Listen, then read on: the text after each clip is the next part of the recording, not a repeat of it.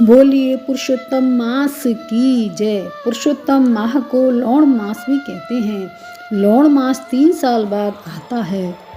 लौण मास से सभी घृणा करते थे, अछूत मानते थे। लौण मास की प्रार्थना करने पर भगवान पुरुषोत्तम ने अपना नाम दिया और कहा, इस माह में जो लोग कथा, भागवत, धर्म, पुण्य, तीर्थ यात्रा एवं हवन, दान, पुण्य, दीपदान आदि करेंगे वह मेरे को ही प्राप्त करेंगे।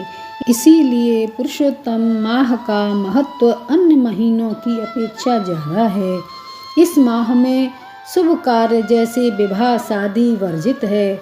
इस माह में शिव जी की पूजा का विशेष फल है। कहानी, नारद जी संसार भ्रमण करने पर निकले तो देखा कि घरों में स्त्रियां अपने बच्चों को पलना झुला रही हैं, खिला रही हैं। बच्चे किलकारी देकर हंस रहे हैं। स्त्रियां भी उन्हें देखकर बहुत खुश हो रही हैं।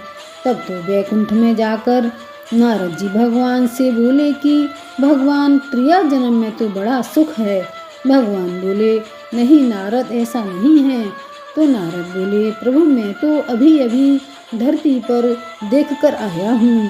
भगवान बोले, चलो हम भी देखने चलें। नारद जी भगवान के साथ में आए। बीच में गंगा जी मिली। तब भगवान बोले, नारद जी हमारी तो नहाने की इच्छा है। फिर भगवान गंगा में डुबकी लगाकर नहाकर बाहर आ गए। नारद जी ने गोता लगाया तो नारी बन गए और भगवान अंतर्ध्यान हो गए। नारद जी स्त्री बन गए तो किनारे बैठ गए और रोने लगे।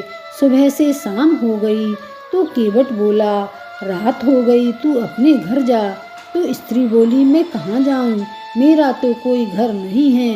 तो केवट बोला कि चल मेरे घर मेरी स्त्री बनकर रह लेना, मेरी भी कोई रोटी बनाने वाली नहीं है। तब तो वह केवट के साथ चली गई और रहने लगी। रहते रहते उसे 12 साल हो गए तथा 12 साल में 12 बच्चे हो गए। अब वह नहीं खावे पीवे, नहीं भजन कर पावे, सारा दिन बच्चों में ही लगी रहती थी। कोई खा रहा है, कोई हिंग रहा है, कोई रो रहा है, कोई सो रहा है, बच्चों में ही लगी रहती। किसी को सुलाना है, कपड़े धोना है, नहलाना है आदि कामों से बहुत परेशान थी। एक दिन भगवान भिक्षा लेने आए। माई भिक्षाम दे। तब वह बोली, मैं तो पहले से ही परेशान हूँ, यह बाबा और आ गया।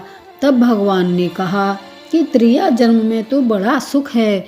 यूं कहकर चले गए। ऐसे ही दूसरे दिन फिर आए, ऐसे ही कहकर फिर चले गए। तब भगवान ने सोचा कि नारद जी तो घर गृहस्थी में फंस गए, उन्हें बिल्कुल भी याद नहीं है न ज्ञान है, इसीलिए नारद जी को ज्ञान देना चाहिए। तीसरे दिन आए तो फिर भिक्षा मांगी तो वह बड़बड़ाने लगी कि रोज रोज बाबा चला आता है। तभी भगवान ने अपनी माया खींच ली और नारद जी को ज्ञान हो गया और भगवान के चरणों में गिर पड़े और क्षमा याचना करने लगे। हे भगवान, प्रिया जन्म में बड़ा दुख है। भगवान को दया आ गई।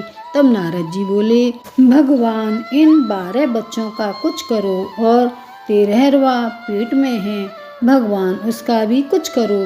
तब भगवान ने 12 बच्चों के तो 12 महीने बना दिए, 13वां महीना लौण का बना दिया और कहा कि यह 3 साल बाद आएगा।